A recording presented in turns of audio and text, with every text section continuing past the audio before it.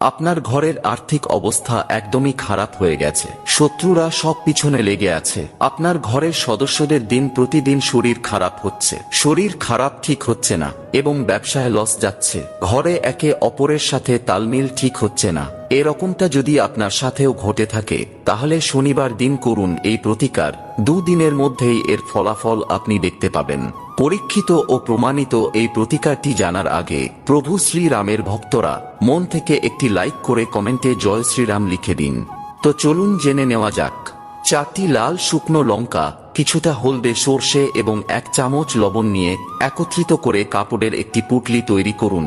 তারপর শনিবার সন্ধ্যাবেলায় পুঁটলিটি আপনার প্রত্যেকটি ঘরের কোণাতে স্পর্শ করিয়ে পরের দিন অর্থাৎ রবিবার সন্ধ্যাবেলায় লোকেদের চোখের আড়ালে পুঁটলিটি 4 রাস্তার কোনো মোড়ে ফেলে দিন।